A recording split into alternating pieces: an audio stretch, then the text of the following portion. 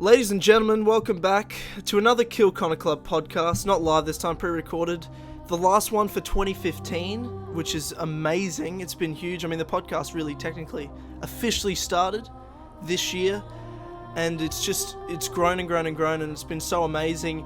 And we've got very, very special guest Loomer here with us today for the final episode, which I know James and I are super excited about it. And I mean, at this point, Loom, you're like the last remaining, one of those big Assassin's Creed community members that I used to watch that kind of inspired me personally to make a channel from the beginning. You're like the godfather of the Assassin's Creed community in a way, I guess. Oh, well, thanks so much. I don't know if I'd go that far, but that's cool to hear. I appreciate it. And I'm really happy to be here. I do want to make a note really quickly. I am a pro-Connor person. Connor fan, just wanna. Tyler, stop the podcast. Stop this. Me being on this podcast does not endorse the title of it. Just pointing that out. But yes, that's cool. right. So yeah, no, I'm happy here. I think the funny thing is for lots of because I know a lot of people love Connor. I mean, plenty of people that listen to this love Connor.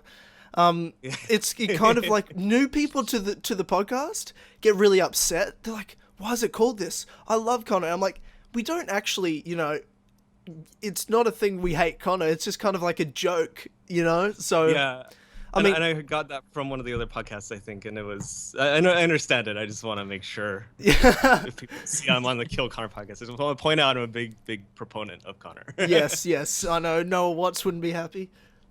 Yeah. Would have been a very different interview with Noah Watts if I wasn't a fan of Connor. But yeah. Yes, I'm not sure if he's a big fan of us. I'm not sure if he likes us too much, but I mean, we'll try to get him on one day. That'll be great. That'd be amazing. Yeah. That'd be interesting. Yeah. So your podcast, Loomer, the Assassin's Den. I mean, man, it's massive. I remember the size of it when you got Roger Craig Smith on. I was checking that the other day. It has hundreds of thousands of views on it. Oh yeah. How does it feel like you have the biggest Assassin's Creed podcast, number one, in the world? I guess so. And it's also kind of weird because I mainly put it out on YouTube, so it's kind of weird to have like a YouTube only podcast kind of, but sometimes it's kind of crazy when I look back and I see like all the people that I've interviewed and everything, and just it's because you kind of take it step by step, but when you kind of look back at the whole of it, even though I don't upload podcast episodes as nearly as much as I want to, because they take a decent amount of time to set up and record and edit, as I'm sure you guys know. Yes. And in the midst of all my other like video stuff I want to do for the channel, like I'm always lacking for more time, but like even with the time I have had and the guests I have had, it is really crazy for me to kind of look back every once in a while and just be like super grateful that I've had the opportunity to chat with so many like people that I really admire and that kind of inspire me in a lot of ways. And just as a fan, obviously it's also kind of a dream come true for a lot of these people too, Yeah, it's really cool. You've had the who's who of the Assassin's Creed, developers and actors and stuff on the podcast. I mean, we had Victoria Atkin on a couple months ago, and I know James and I were literally like fanboying the fuck out. I saw that. That was really cool. Yeah, Victoria seems super awesome. Yeah, she's so cool. Yeah, she was really great, and I mean, like you said, man, it takes so long to set that stuff up, and I mean, you managed to get all these people on. So I mean, I know as an Assassin's Creed community member, I thank you for all that hard work as well, because I mean, years of listening to that, it's been it's come a long way. Oh, thanks. I mean, it's really great to hear that people like it's it definitely makes it easier with all the work and everything to hear when people really enjoy it. So thanks a lot. Oh, no worries at all. So, James, what we wanted to talk to, James and I want to talk to you mainly about Assassin's Creed Syndicate. Obviously, sure. the new game. James has put his review out and stuff, and I will soon at some point. But what were your overall thoughts with Syndicate, especially after the debacle that was Unity? Well, no, I really enjoy Syndicate. It's probably in my top 3 for Assassin's Creed games. I've started to. I was just listening to the Animus Island podcast where they were trying to place where Syndicate is in the thing, and they were talking about how it's hard to kind of rank each one, like enumerate them within a list, and so I've kind of started to separate them into like the good ACs and the bad ACs almost. And like, you know, one pile has like Unity 3 and 1, which, you know, all of them have their strengths, but overall they're different from the set that includes 2, 4, and like Syndicate and Brotherhood and like Rogue and all that. So I really enjoyed it. It was as good as I had hoped, pretty much, actually a little better. I wasn't as pessimistic, I think, as other people, because well,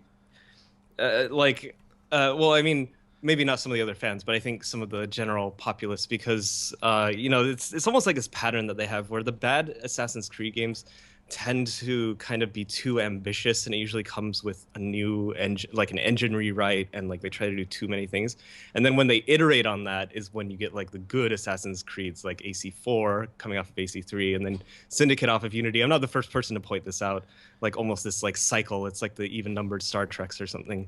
Like but like yeah, so I was really overall really impressed with it. And I think one of the things that surprised me how much that I mean, there were actually a lot of really pleasant surprises in Syndicate. There's some stuff in there that obviously I still wish they would improve on, but like, I think just having a really solid city with London, and that's partly because with the wider streets and everything, it just looks, I mean, it's a whole bunch of factors that come into it, but the city feels absolutely alive and wonderful and immersive in a way that Unity just never was. And for me personally, like the British accents thing in Unity did more to break my immersion than like anything else in there, because you couldn't walk down the street like more than 5 feet before you, and it's like French, and then some guard's like, "Oh, you, what are you doing walking around here?" Like, and like, or like the fucking like ladies like, "Oi, that's not yours, it's mine, help, like, and it's just like, what the fuck, this is not Paris, like, why are they British? Like, and I know there's like a spectrum, and like some people it doesn't bother them at all, and then you'd probably have me on the other end of the spectrum where it just absolutely shatters everything, and it just makes me angry every time it happens. And so Yeah. so like I said, there's a lot of factors that go into it. One of the nice things is that they can all have British accents and it's not out of place, but also just they did a beautiful job recreating the city. The wide streets give it a way different feel than a lot of the other AC games, and like there's just so much going on around in the, like, I think they have more NPC like stuff going on as well, and the carriages, I just love all that. And the Thames also, like, I could just keep going on and on, but I think that was the thing that probably surprised me the most, is how much I love this city and how well they nailed it. I think really, if you can create like a really immersive atmosphere in an AC game, for me, like, I can forgive a lot of other things, honestly. Yeah, I think I felt the same about London, because I was very cynical leading into it. After Unity, Oh god, you were. I was just like, fuck all this. I was just so like, there wasn't much. Because I wasn't a fan of the setting of Victorian London. I am now. They won me over, and I think it was mainly due to how immersive London was as a city. Yeah. Whereas prior, I was very concerned and just super cynical about it, and James is telling me, you know, "Oh, it might be good, and I'm like, "Oh, fuck off." Yeah. Turns out James was right. But yeah, well, I mean, like, sorry, real quick, like, one thing that I always try to, like, that always kind of comes to mind when I'm thinking about the next game is, like, one of the developers told me, like, a couple of years ago, basically that, you know, every Assassin's Creed game has the opportunity to be, like, you know, a good one or a bad one. And on the surface, it sounds like kind of like a "you don't say" like type quote or something, but like, but what goes behind it is, like, you know, there's so many factors that go into these games, just even beyond how long they spend on the game and what the early release cycle is. Like, even beyond that, there's just so many factors that go into it that it's really, it's really difficult to use kind of past games as a predictor of future ones. And you know, every studio and team is going to bring something different, and they're going to be working with whatever the circumstances are at the time. And it's just, so I always choose to go into like all of these kind of thinking that, and then leaning towards the optimistic side. And yeah, it's sometimes, you know, Unity happens, but then sometimes Syndicate happens, so it's all good. yeah, I know what you mean. Wow, yeah. You know, something that I wanted to ask was, me and Tyler both kind of, when they showed the rope launcher, we were both kind of like skeptical about it, didn't know what we thought. But like, what are your thoughts on the rope launcher?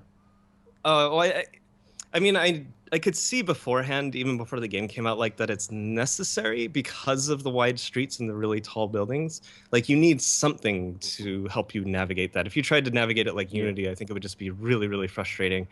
I think it plays really well. It's really there's really little subtle things about it that make it just feel really nice to me. Like just the right amount of controller vibration when you fire it, and then just the animations about how they make them kind of as they're climbing up, they'll stop at various points and jump off, like signs that stick out of the building and stuff like that. Like all of that really helps. At the same time, it is like it's one of those things that's just so fantastical, and especially in their implementation of it, like the times when you're sliding up at like 45-degree angles and stuff, and it's just like, yeah, no, like let's not even pretend that's remotely possible in any sort of way whatsoever. And so it's kind of one of those times when I'm like, like I just wish they'd. I like how it plays. I think it's something like was necessary. I wish they had put a little more effort into kind of explaining this. And I was talking about this a little bit before the game came out, where I was a little worried that Quebec seems to, one of my big worries about Quebec Studio, who have impressed me in a lot of ways with Syndicate. But like with some of the things they'd worked on previously, especially Tyranny of King Washington, they seem to kind of ignore